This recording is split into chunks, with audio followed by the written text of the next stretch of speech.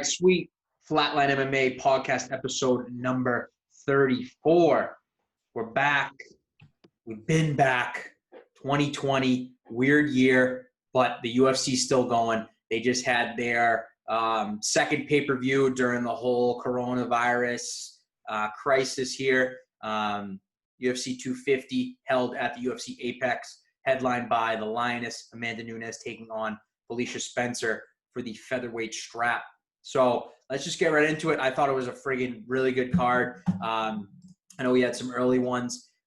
Upset, Jussier Formiga taking on Alex Perez. Perez winning by leg kicks. Very impressed with him. Taking on a guy as tough as Formiga, someone that's been in that flyweight division forever.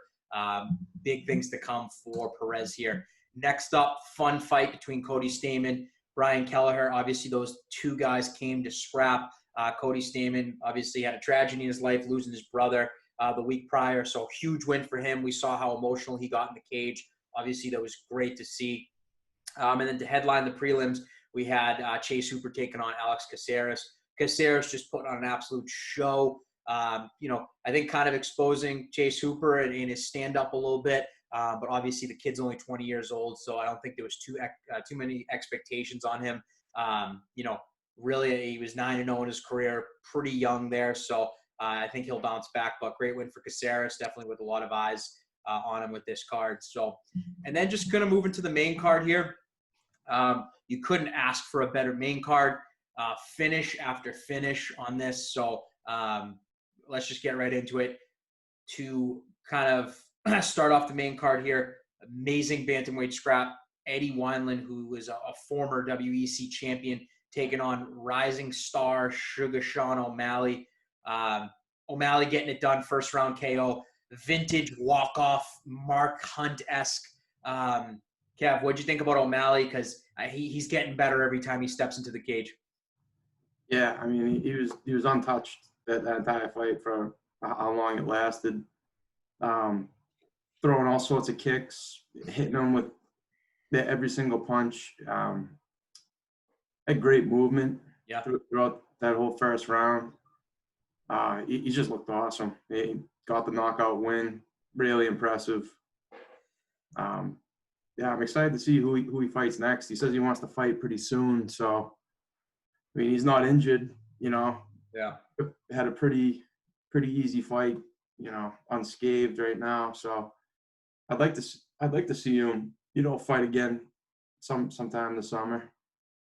Yeah, I'd like to see him, top 10 opponent. Let's get him. I think the UFC definitely wants to be careful with him. They tend to kind of push stars a little bit too quickly, but I think with Sugar Sean, I think he's got all the skills, man, to be a superstar. He's got that, that swagger, that Conor McGregor-esque type, like, confidence, right? I mean, he got that knockout and he just walked away, like, calm, cool, collective, like he's done it 100 times before. So, and he's still, relatively young in the sport. He's only 25. So I know he's got a lot of work to do, but I think, he did his post-fight press conference being like, listen, I know my worth. I definitely want to renegotiate my contract. All eyes were on me this week. My social media is growing. So I definitely think that a lot of people did buy this pay-per-view for him. I think this kid's going to be a star. He says all the right things. Obviously he had that setback with the, popping on that test, but I think we all really know what happened there. So Sugar Sean, taking out Eddie Wineland, who's a guy who you don't put Wineland away like Sugar Sean just did. So curious to see who he fights next. Obviously there was, 4 other bantamweights on the card there. Could one of those guys be up for play? I don't know. I don't think you should push him that fast and give him to a guy like, Sandhagen or Garbrandt or someone like that. I think you take your time, you give him maybe another top 15 guy, then let's creep him into the top 10, and then let's talk end of the year, beginning of next year, possibly in a title picture. So if he continues to do well. So great performance by Sugar Sean. KO, you saw that KO and you went, okay, KO of the night, nothing can beat it. So moving on, Neil Magny taking on Anthony Rocco Martin, welterweight bout. We don't have to get into this too much. Back and forth fight. Thought it was a great fight. Thought Rocco Martin actually had it, to be honest. They gave the nod to Neil Magny. Not too much to say about Kev. Did you agree with the decision there? Yeah. Yeah, a lot of back and forth. I mean, it's the same thing when you leave it up to the judges. Yeah. I know no one tries to Mhm. leave it up to the judges, but you always have that chance of the fight going the other way. So I think, yeah, I kind of agree with you there. Yeah. Magny, obviously, on a pretty good streak here. Welterweight, I think he definitely found his groove now. So excited to see what he does next. And Rocco Martin, always dangerous. You know, he's going to get a big fight next anyway. So great fight overall. Welterweight bout there. Next, another exciting bantamweight clash. Aljamain Sterling taking on Corey Sandhagen. Two guys who are on great win streaks. Two guys who are so close to touching that bantamweight gold. Aljo getting it done in the first round with a quick submission, rear naked choke over Corey Sandhagen. Sterling looked flawless. Feel terrible for Corey because he's such a good dude. Wanted to see him win, but I kind of knew that Sterling was the better fighter there. Kev, overall thoughts on the quick submission by Aljamain? Yeah, this is one of the type of fights that you want to see, go into the later rounds, because both of these guys were kind of gearing up to fight for the belt. It was kind of, I mean, it was an awesome performance by Sterling. He did exactly what he had to do. Um, did it quick, got out of there, no injuries, didn't take any damage. But yeah, I would have liked to seen the fight go a little bit longer, seen a little bit of back and forth, but can't fault Sterling for that. He did what he had to do. He's looking to get a title shot, and he got the early finish. Yeah, he looks super impressive, man. And obviously, um, you know, back when he got knocked out by Marlon, I really didn't know where his head was at, but he's been grinding, man. He's got wins under him, and he's going to be fighting for the title next. He's going to now just sit back, wait for Peter Yan and Jose Aldo to duke it out, and Dane already said at the post-fight press conference, Sterling's got the next shot, so good for him. And then Sandhagen, obviously he's pretty young in the sport too. I think he was 5-0 in the UFC, so he's getting his first defeat in UFC, nothing crazy. He's still going to be a guy I'm telling you, I think I said on the last podcast, even if he loses this one, we're going to see Corey Sandhagen back pretty soon. One more win, and he's right back in the picture. So awesome fight by both of those guys. Congrats to Sterling. Next up, another bantamweight firefight. Rafael Assunção taking on Cody Garbrandt. Cody Garbrandt coming off a 3-fight knockout skid. And Rafael Assunção, also coming off some losses there. So this is a pretty good matchup, to be honest. Cody switching camps. He's now with Mark Henry. So I kind of thought we were going to see some more wrestling, whatever involved here. Cody getting a buzzer beater, walk-off knockout with a second left. No time left in the second round. Putting the lights out on Rafael Assunção. Kev, what did you think about Cody's performance? He looked calm. He looked patient in there. He looked good. Yeah, I think that was the big difference that you've seen from Cody's past fights, is that he was way more patient. Yeah. There were a lot of opportunities where he could have kind of opened up and gotten to, those firefights that he's used to getting into. But I think with the new coaching, with those 3 losses behind him where he's been knocked out pretty bad, he knew he had to change up the game plan. So he's throwing a lot of leg kicks, a lot of movement. But yeah, he just timed that right hand perfect. He knew how Assunção was going to react to him ducking down like that. And once he threw, I think Assunção threw like a right hook or something like that, and then Cody came up with one of his own and just nailed him. So yeah, I'm happy to see him get the win. He needed this one bad. He needed a win here. Going 0-4 in the UFC, even being a past champ, 0-4 in the past 4 fights, it's not good. A lot of people have been cut for less, so he definitely needed this win. So I'm happy for him. Yeah, I know you're a big Cody guy, so I was happy to see him win as well. I think the way he did it was vintage Cody, just putting the lights out on a guy. Showing that he's definitely one of the more powerful bantamweights in the division, showing that he's one of the fastest bantamweights in the division. I'm curious to see what's next for him, just because he was a former champ. He's still looming in the top 10, right? You know what I mean? So I don't know, man. I mean, personally, I think there's one fight to make, and I think you make, obviously he's probably not going to sit out that long, but I think you make Cody TJ 3. I think you do it. I think you throw him out to TJ again once TJ is back in January. Because I think there's a lot of unanswered questions. What was Cody? I mean, what if TJ really was on something during the Cody fight? Is it going to affect him in the third fight? I don't know. I think Cody wants to get that one back. And I think it's just going to line up perfectly. Like, hey, if Cody beats TJ, he's going to be right there for a championship run again in 2021. But I also don't think that you rush Cody as well. I think, have him, another stand-up guy, get a couple more knockouts under his belt. And, I definitely think Cody could be champ again if he's patient, he's calm. It's kind of like the whole Gaethje thing, right? But we're seeing a whole new side, Gaethje 2.0. Let's see Cody 2.0, because we know how fast he is. We know, his chin definitely held up in that fight. He got hit a couple times, but he looked good. He looked patient. I think switching from Team Alpha Male to Mark Henry definitely helped him a lot. So fun fight. Obviously, after seeing the O'Malley knockout, you're like, that no one can beat that, right? And then Cody said, hold my beer. And one of the most vicious knockouts I've ever seen, not going to lie. Between the O'Malley one, which was unreal, Cody one was, thought was better. I think they both got bonuses on that. So obviously, well-deserved $50,000 right there. And then let's go right into the main event. Amanda Nunes taking on Felicia Spencer for the featherweight strap. Not too much to say with Amanda Nunes anymore. Just 5-round domination. I think she won 50-44. I think one judge gave her a 50-45. I don't even think Felicia Spencer landed a punch in the fight, to be honest. Nunes just dominating every fight, dominated every second of that. Kev, what'd you think about the performance? But we got to give it up for Felicia Spencer because her chin is made out of granite. So I don't know. What'd you think about the fight? Yeah, Felicia got to, show her toughness, but Nunes just showed why she's the best. Yeah. She looked untouchable. There's no flaws in her game at all throughout that entire fight, and she really put a beat down on Spencer.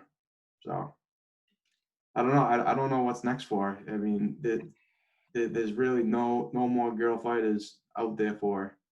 And Dana's saying that he doesn't want to make the Shevchenko fight because, Nunes has already beat her twice, and he's thinking of setting up Zhang Shevchenko, which I think would be an awesome fight. But for Nunes, there's really nothing out there for her. There's nothing for her right now. Yeah, I know. I was disappointed when Dana said no Valentina, which makes sense. I think Valentina, they definitely need to build her up more, let her just catch some more bodies in flyweight, and then maybe set that up down the line. But I know that, what's his name, Brett Okamoto did ask Dana White about Kayla Harrison, and Dana said that that's someone that he's very interested in. He doesn't know what point at her career that she's at, if she's that caliber of fighter to take on someone like Amanda Nunes. But at this point, you're right. Who else is there for him? Megan Anderson's out there. She's probably going to get the next shot. Then, does she go defend her 35 belt? Like, she has so many options. When you're the queen of two divisions, you can do whatever you want. You could sit out, let everything play out. No one's going to complain about you not defending or doing anything because you just defended 2 of your belts. No one can say anything to Amanda Nunes. She's the GOAT. And then she's now in the conversation of just overall GOAT. There's no more guy-girl anymore. It's Amanda Nunes is one of the GOATs of MMA. And she put on that performance. She was grinning the whole fight. I don't know if you saw that, but she was smiling. Like, it was like scary as shit. She definitely showed why she's the greatest. And Felicia Spencer, they got to give it up to her. Granite chin. She did it in the Cyborg fight. She did it in the Nunes fight. I think definitely when Nunes it's all said and done, I think Felicia Spencer can definitely wreak havoc on this division. So don't count her out after these 2 losses. But that's it. I mean, Nunes is the GOAT. Nothing much more to say to her. We don't know what's next for her. I'm just glad that we got to witness history on Saturday night. So UFC 250, great card. I mean, I have no complaints about any of these cards so far. They've all been great. All the main events have been of each, whether it be a fight night or the pay-per-views. Think about all the main events we've seen in the past 3 months here. They've been friggin' awesome. So no complaints there. Moving forward to next week, a card that not everyone might be excited about, but we have another fight. I believe it's at the Apex as well. We have Jessica Ai taking on Cynthia Calvillo in the main event. That's a women's flyweight bout. Obviously, Jessica Ai, everything. I think everyone remembers her from a year ago today, where she got head kicked into oblivion by Valentina Shevchenko. She's back, taking on a tough competitor, Cynthia Calvillo. Not the greatest card in the world. I know a lot of people wish that they put some more star power on there, but regardless, it's fights. We're going to be watching them. It doesn't matter. UFC, I think it's Saskatchewan. Yeah, I think that's what it's called right now. So on ESPN Plus next Saturday, this Saturday. And then just in some bigger news, I think at 6 a.m. on Sunday morning, Conor McGregor announces his retirement from MMA for the, third, fourth time he's done this. We don't know if it's negotiation tactics. He's doing the same thing as John Jones and Jorge Masvidal are doing because they're unhappy with the pay and all that stuff. Kev, do you believe that Conor McGregor actually retired? I honestly don't know why he would have made that. So I don't think that he's really retiring, and I don't. But then on the same note, I don't know what prompted him to do it, to send out a tweet like that. Like, he wasn't in. I mean, maybe there was fight negotiations that we didn't know about that maybe he wasn't happy with, and he said, whatever, I'm just gonna go on Twitter and say I'm retiring. Because at this point he's not doing it for the money, I mean, I don't know. I can't see money being a sticking point for him right now. Yeah, I honestly don't know why he would have made that decision, but I don't think this is the end for him. We're definitely gonna see him again. Yeah, I mean, I'm gonna be completely honest. I think that he saw Amanda Nunes defend her second belt, something that he didn't do, and I think that he got pissed off, and I think he wanted to bring the spotlight onto himself.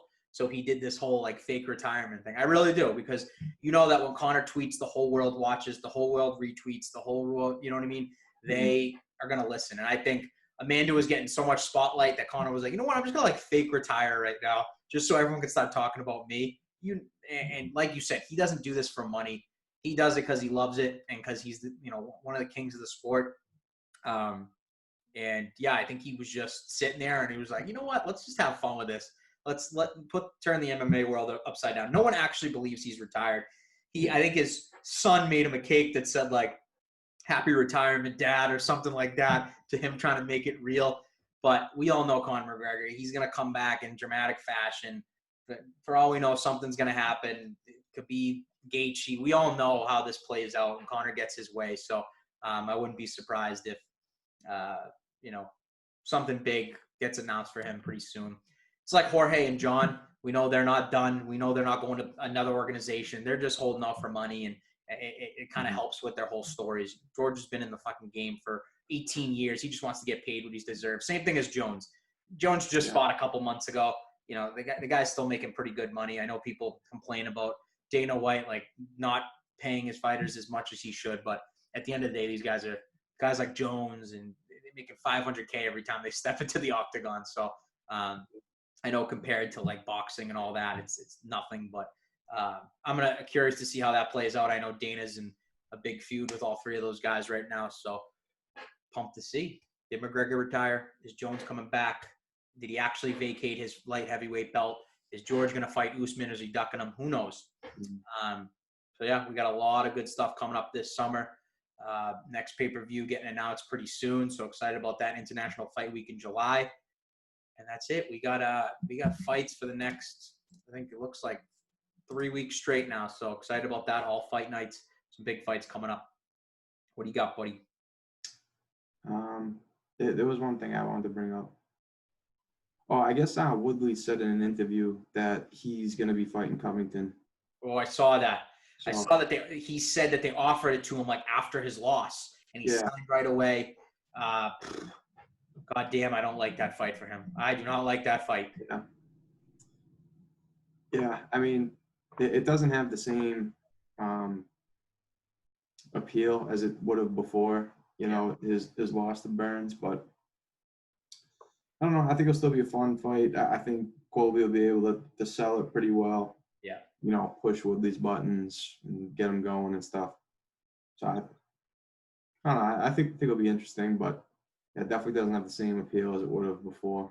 No, it doesn't. And I mean, the only good part I'd say is they're both coming off losses. So I guess it does kind of make it appealing. And it's like, can Colby retire Woodley like he's always said he could? You know what I mean? That would be a big question. Or can Woodley put Colby's lights out like everyone wants to see? So I think that fight's going to be interesting just because, like you said, the trash talk and everything behind it. And then, I'm just curious to see what's going to happen with this division. Kamaru's sitting there without an opponent. Does Gilbert Burns go next? Is it George next? Who? I have no idea. So I just want some things to play out in the welterweight division because it's a fun one, man. It's kind of like lightweight. There's so many killers. So I just want to see things play out. But yeah, that was a good one. I didn't think of that. But yeah, I think things are unfolding. The boys are rolling. Thanks for liking all our posts. Click the subscribe button if you already haven't, because we're putting out fire content all the time. And that's it. Until next time, Flatline MMA. Peace.